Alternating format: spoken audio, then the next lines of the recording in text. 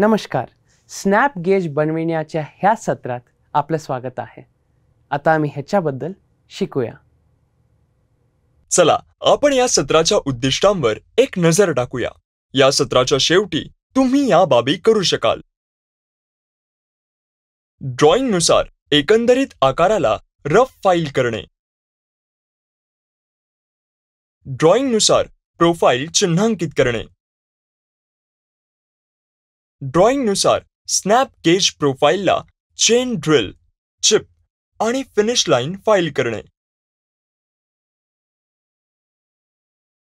ड्रॉइंगनुसार cylindrically round वर्कच्या पीसला आकारात आणि रूपात बदलवणे.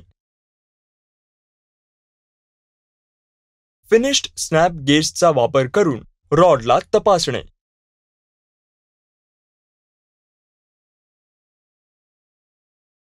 गेजेस हे भागांचे डायमेन्शन तपासण्यासाठी वापरली जाणारी स्केललेस इन्स्पेक्शन टूल्स आहेत. ते मायक्रोमीटर किंवा वर्नियर कॅलिपर सारख्या मोजमाप डिव्हाइसप्रमाणे एखाद्या भागाचा वास्तविक आकार किंवा डायमेन्शन निर्धारित करत नाहीत.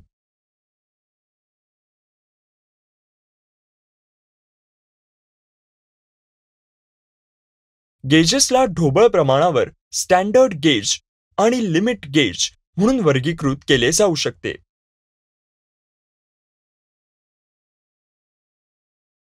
स्टँडर्ड गेजेस हे तपासणी करण्यात येणाऱ्या घटकाच्या मेटिंग पार्टची तंतोतंत कॉपी असते.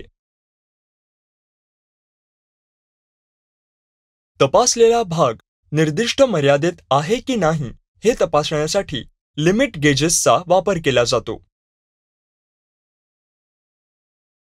लिमिट गेजेसचा वापर तंतोतंत डायमेन्शन्स शिवाय मोठ्या प्रमाणातील उत्पादनात स्वीकार्य आणि अस्वीकार्य उत्पादनांना वेगळे करण्यासाठी केला जातो.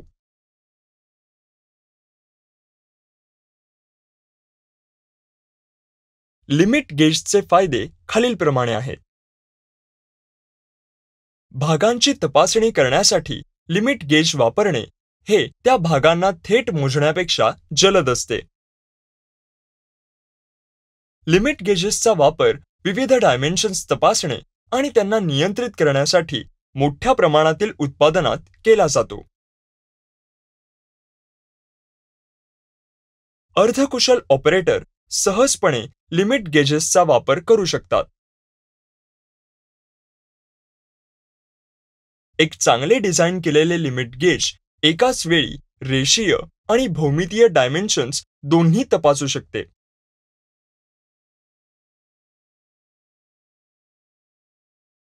मोठ्या प्रमाणातील उत्पादनाच्या दरम्यान लिमिट गेजेसमुळे मोजमापाच्या साधनांच्या तुलनेत मोजमाप खर्च कमी येतो.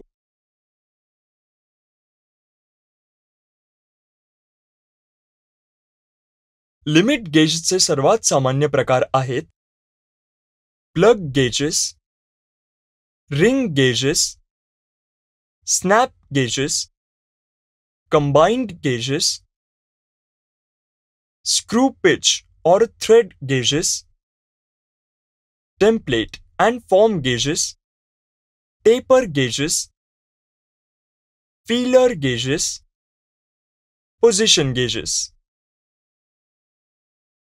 स्नॅप गेजेस ज्यांना गॅप गेजेस देखील म्हणतात, मेट्रोलॉजी टूल्स आहेत ज्यांचा वापर विशिष्ट मर्यादेत असलेल्या भागाचा व्यास किंवा जाडी मोजण्यासाठी केला जातो.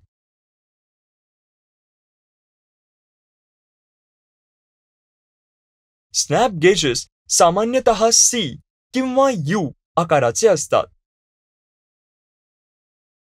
स्नॅप गेजेसना पुढे खालीलप्रमाणे वर्गीकृत केले जाऊ शकते. रिब टाइप स्नॅप गेज, ज्यास सॉलिड स्नॅप गेज देखील म्हणतात. Double ended type, single ended progressive. Plate type snap gauge, ज्यास गॅप गेज म्हणून देखील ओळखले जाते. Double ended type, single ended progressive. Adjustable snap gauges, combined snap gauges, thread snap किंवा thread caliper gauges. चला आपण 10 अधिक उणे 0.02 मिलीमीटर शाफ्टचे मोजमाप करण्यासाठी एक फिक्स्ड लिमिट स्नॅप गेज तयार करण्याची प्रक्रिया जाणून घेऊया. आवश्यक टूल्स आणि उपकरणे खालीलप्रमाणे आहेत. Surface table, angle plate, marking media, height gauge, divider, center and dot punch, ball peen hammer, anvil, drilling machine with required size drill bit for chain drilling, web or flat chisel, sledgehammer, flat, round and half round files of different coarse sizes, steel rule, tri-square, vernier calliper. Steel रूलचा वापर करून त्याच्या आकारासाठी कच्चा माल तपासा. एक bastard फाईलचा वापर करून आयताकृती वर्कच्या पीसच्या सर्व 6 फेसेसना रफ फाईल करा.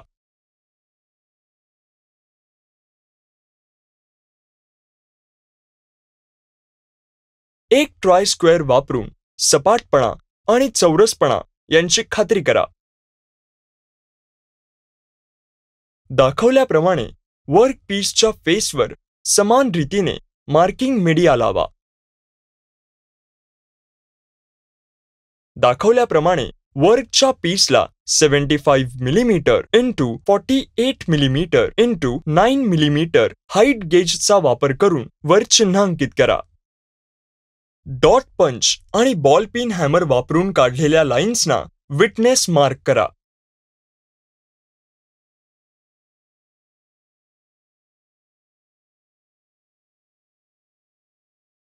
$75 millimetre into 48 millimetre into 9 millimetre राखण्यासाठी स्मूथ फाईल वापरून वर्कच्या पीसला फाईल करा.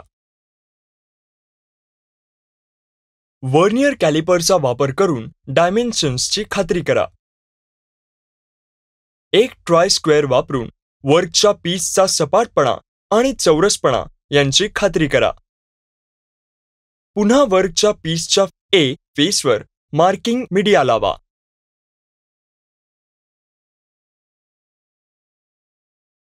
फेस बी पासून नो गो टोकावर 6 millimetre, 17.01 millimetre, 19.01 millimetre, 24 millimetre,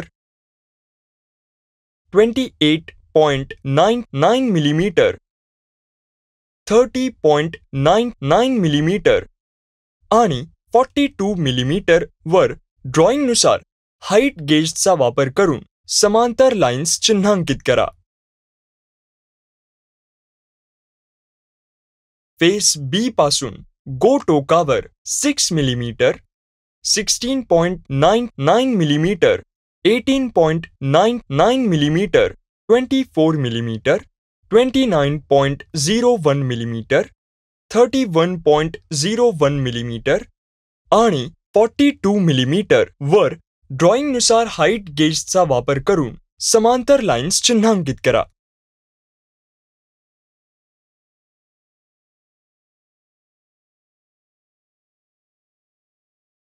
ड्रॉइंगनुसार height गेजचा वापर करून फेस सी पासून 6 मिलीमीटर टर्न केलेल्या घटकाने 15 millimetre, 21 millimetre, 49 millimetre, 55 millimetre turn केलेला घटक 69 मिलीमीटर आणि टर्न केलेला समांतर लाईन्स चिन्हांकित करा.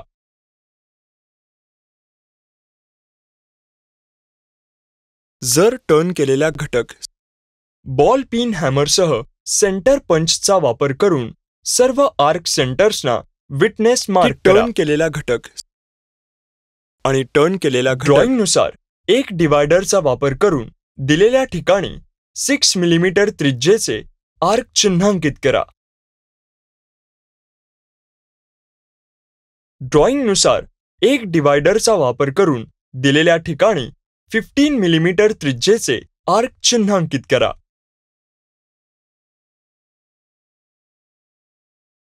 डॉट पंच आणि बॉल पिन हॅमर वापरून सर्व प्रोफाईल लाईन्सना विटनेस मार्क करा.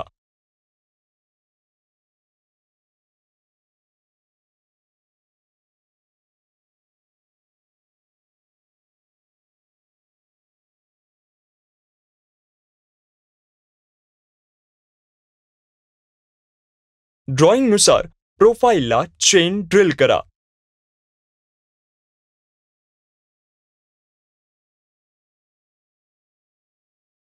एक हॅकसॉचा वापर करून जादा सामग्री काढून टाकण्यासाठी कापण्याचे म्हणजे सॉइंगचे काम करा. आता ढपली काढून म्हणजे चिपिंग करून जादा सामग्री काढून टाका.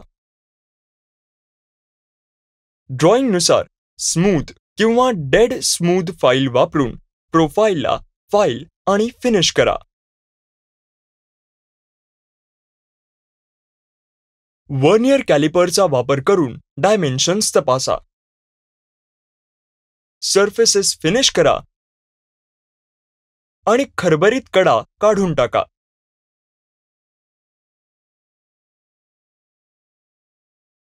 चला आता आपण 10 अधिक उणे 0.02 मिलीमीटर शाफ्ट बनवण्याची प्रक्रिया जाणून घेऊया. आवश्यक टूल्स आणि उपकरणे खालीलप्रमाणे आहेत. Lathe, vernier caliper, single point cutting tool. एक स्टील रूलचा वापर करून वर्कच्या पीसची लांबी तपासा. युनिव्हर्सल 3 जॉ चकसह एक सेंटर लेथमध्ये सिलेंड्रिकल वर्कचा पीस धरून ठेवा.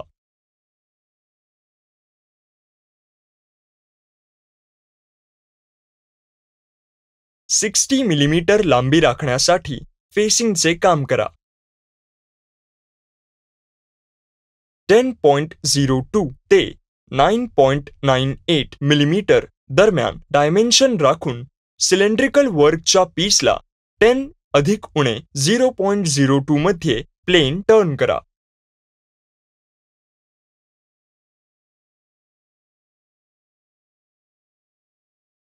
वर्कच्या पीसच्या दोन्ही टोकांवर 2 मिलीमीटर इंटू 45 डिग्री चे चॅम्फर करा. फिक्स्ड लिमिट स्नॅप गेजचा वापर करून टर्न केलेल्या शाफ्टला तपासा. जर वर्कच्या पीसने गो साइडमध्ये प्रवेश केला आणि नो गो साइडमध्ये प्रवेश केला नाही तर याचा अर्थ असा आहे की टर्न केलेला घटक स्वीकारला गेला आहे आणि डायमेन्शन्स मर्यादेच्या आत आहेत. जर टर्न केलेल्या घटकाने गो आणि नो गो दोन्हीमध्ये प्रवेश केला तर याचा अर्थ असा आहे की टर्न केलेला घटक स्वीकारला जात नाही आणि टर्न केलेला घटक आवश्यकतेपेक्षा कमी आकाराचा आहे. जर टर्न केलेला घटक गो आणि नो गो दोन्हीमध्ये प्रवेश करत नसेल तर याचा अर्थ असा आहे की टर्न केलेला घटक स्वीकारला जात नाही आणि टर्न केलेला घटक आवश्यकतेपेक्षा जास्त आकाराचा आहे. त्यास मूल्यांकनासाठी जतन करण्यासाठी त्यावर तेलाचा पातळ थर चोळा. आपण उजळणी करूया की आपण खालील बाबी करण्यास शिकलो आहोत. ड्रॉइंगनुसार एकंदरीत आकाराला रफ फाईल करणे, ड्रॉइंगनुसार प्रोफाईल चिन्हांकित करणे, ड्रॉइंगनुसार स्नॅप गेज प्रोफाईलला चेन ड्रिल, चिप आणि फिनिश फाईल करणे, ड्रॉइंगनुसार सिलेंड्रिकली राउंड वर्कच्या पीसला आकारात आणि रूपात टर्न करणे, फिनिश्ड स्नॅप गेजचा वापर करून रॉडला तपासणे. तर हे होतं स्नॅप गेज बनविण्याच्या बद्दल. आशा आहे की तुम्हाला सगळी संकल्पना समजली असतील. भेटूया पुढच्या सत्रात.